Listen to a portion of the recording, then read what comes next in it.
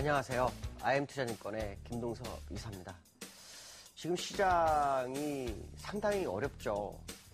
사실 시장이 어려운 것은 다른 거 없죠. 시장을 이끌어줄 투심의 문제가 아주 중요하다는 부분이죠. 투심의 가장 주 원인이 뭘까요? 라고 본다 그러면 지금 미국에서 양적 완화 종료 가능성을 자꾸 여러 군데서 얘기를 하고 있는 부분이죠. 이걸 FRB에서 정확하게 막아주지를 못하고 있는 상황이 불안감을 확산시키고 그 불안감이 시장을 흔들어주는 상황이죠. 특히 양적 완화를 통해서 많은 자금이 글로벌장으로 흘러갔기 때문에 양적 완화가 종료된다 싶으면 그 돈을 다시 회수해서 갚아야 되는 상황이 발생할 수 있죠. 그렇게 되면 주가가 어떻게 됩니까? 곤두박질 칠 수밖에 없는 것이 현실입니다. 문제는 양적 완화 종료 시점이 정확하냐라는 부분인데 누구도 그걸 답을 내놓질 않죠. 자기들은 양적 완화 종료를 해야 한다고 얘기를 하고 있지만 실제로 시장의 지표가 될 수 있는 부분들은 아무것도 충족을 이루지 못한 상황이죠. 그러니까 돈을 너무 많이 풀어서 더 이상 경기 부양이 안 된다라고 판단한 사람들이 약간 불안감이 확산되는 것이 아니냐라는 부분을 좀 생각해 봐야 될 것 같고요. 일부에서는 시장이 붕괴 가능성까지 제기하고 있는데 제가 볼 때는 그렇게 크게 치달을 상황이 아니고요. 붕괴라는 것은 큰 버블이 있어야만이 붕괴가 있습니다. 지금 미국장은 제가 봤을 때 이 실적인 눌림이어야지 이것이 추세 반전이냐라고 본다면 그렇지 않을 것으로 좀 예상이 되고 있고요. 오히려 지금 유로존 같은 경우는 그 프레이트 22 집행이사 같은 경우는 금리 인하 가능성을 제기하고 나타나고 있죠. 그러니까 미국에서는 양적 완화 종료 가능성을 제기하고 있는데 유로존에서는 금리 인하로 해서 경기 부양책 가능성을 제기한다는 것은 참 의외라는 거죠. 서로 엇박자가 나고 있는 상황인데 제가 볼 때는 이 엇박자가 이렇게 날 수 있는 상황이 아닐 것이다라는 부분이죠.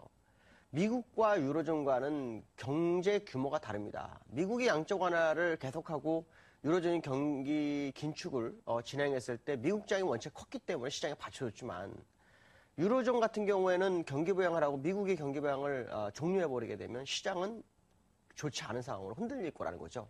그렇기 때문에 결국 미국은 유로존의 경기 부양책을 어느 정도 봐줘야 될 것이다라고 좀 판단하고 있고요. 임기가 얼마 안 남은 벤버네키 의장이 지금 양적 완화 종료한다? 그러면 결국은 이 종료에 대한 시그널을 줘서 진행을 한다면 이걸 마무리도 해야 됩니다. 그러면 내년 1월에 임기를 마무리 안 한다는 얘기하고 똑같은 상황이죠. 그러니까 이런 부분들을 본다 그러면 미국장은 뭔가가 좀 잘못돼 있다. 결국 지금은 눌러서 더 상승할 공간을 열기 위한 눌림이 아니겠느냐라는 부분이죠. 문제는 이거로 인해서 지금 아시아 시장이 상당히 좀 어렵죠. 특히 우리나라 시장이 굉장히 어려운 상황이 있습니다. 지난번 주가가 가야 할 시점에서 정책 공조가 이루어지지 않아서 시간을 한 2달을 허비해버리는 바람에 갈 자리를 못 가버렸죠. 그러고 나면 늦가기로 금리 인하고 했지만 시장에서는 이게 큰 반응을 못 주는 상황이죠. 얼마나 적절한 시기에 얼마나 적절한 정책이 중요한가라는 걸 다시 한번 확인시키는 상황입니다. 오늘 금통위가 있죠. 아마 시장에서는 많은 사람들이 금리 동결을 얘기하고 있습니다. 확률적으로는 금리 동결 가능성이 굉장히 높죠. 근데 항상 한국은행은 그 채권 시장과 반대 경향을 좀 보였습니다. 뭐냐면 채권 시장이 금리 인하를 주장하고 나면은 동결을 했었고요.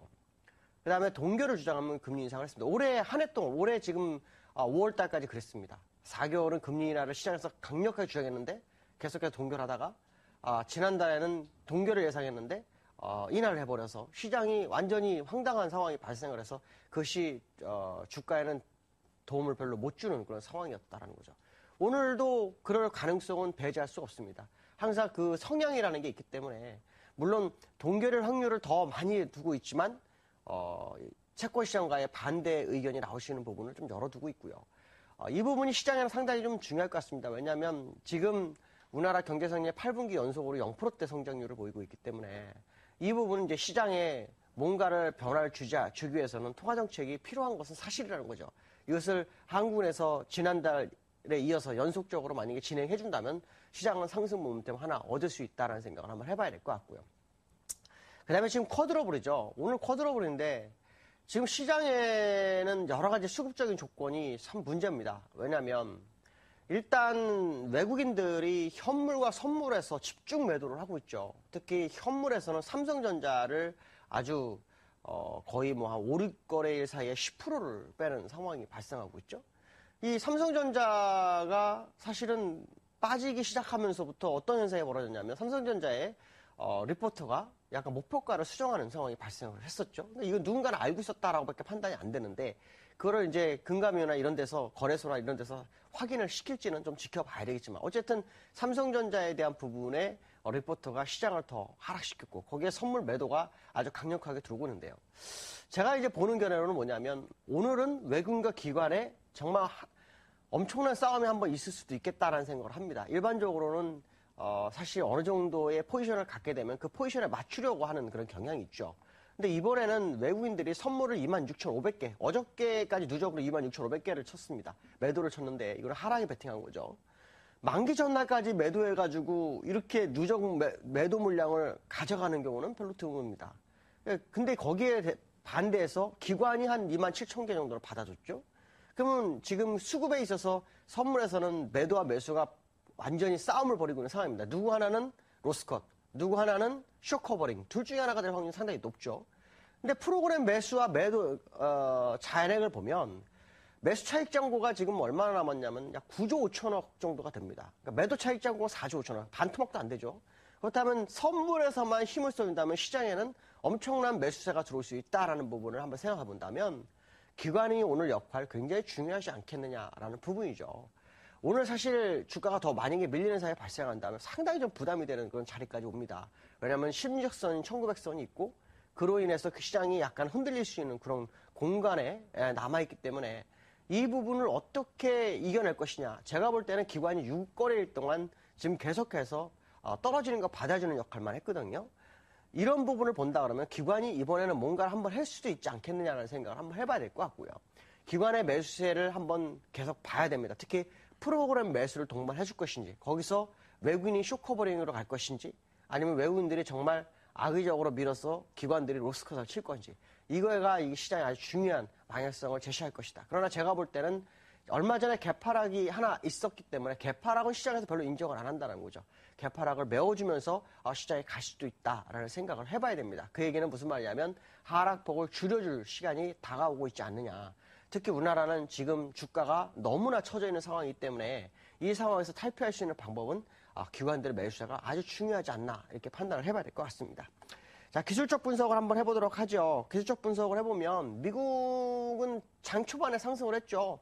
장 초반에 그 MBG 모기 신청 건수가 전주 대비로 5%가 늘어나면서 일단 상승 출발하는 모습이었지만 여전히 시장에는 앙증으로 종료 가능성이 더 대두되면서 시장의 투심이 약화됐고 그로 인해서 주가가 약간 밀리는 그런 상황이었고요. 그러다 보니까 일봉상으로 지금 아주 위험한 공모에 왔죠. 오늘 밤 미국이 반등에 실패하게 되면 미국도 기간 조정 내에 가격 조정이 들어옵니다. 그러니까 오늘이 미국장에는 아주 중요한 하루가 될 것으로 예상이 되고 있고요. 그렇지만 수급적으로 봤을 때 거래량이 아주 줄어들면서 움직이는 모습을 봤을 때는 추가적 하락은 제한될 수 있다라는 생각을 해봐야 되지 않을까라는 부분이고요. 그 다음에 이제 그 프랑스 차트인데요. 프랑스는 일단 이 후엑스펜이 안 좋은 위치에 있습니다라고 말씀드리고 난 다음에 다시 내려왔죠. 그런데 이격을 상당히 열었기 때문에 이제부터는 사실 그 프랑스는 반등을 해도 상관이 없는 자리다라고 보시면 될 것 같고요. 물론 가격 조정보다는 시간 조정 가능성을 제기하면서 봐야 될 것 같고요. 그 다음에 독일 차트인데요. 독일 차트도 역시 이거는 이제 프랑스 차트보다는 좀 안 좋습니다. 오히려 한 번 더 하락할 확률을 좀 열어두고 보시는 게 낫고요. 그래야만이 후행스팬에 움직일 수 있는 공간이 열린다라고 보시면 될 것 같고요. 우리나라입니다. 어저께 거는 올라오지 않았는데 우리나라가 이제 1900, 그러니까 지난번 1888까지 거의 다 와버리는 상황이죠. 하반경 지수로 본다 그러면은 지금 포지션상으로는 1910 정도 요 선이나 아니면 1890 정도까지가 열려 있기 때문에 이 부분을 좀 보시면서 접근할 필요성이 있고요. 제가 볼 때는 너무 두려워할 상황 아니다. 결국에서는 글로벌장 상승할 때 같이 움직이지 않겠나라는 생각을 해봐야 될 것 같습니다. 오늘 만기날입니다. 만기날 참 어렵죠. 사실 만기가 없었으면 좋겠는데 만기가 있어서 시장이 좀 혼란이 올 때가 많습니다.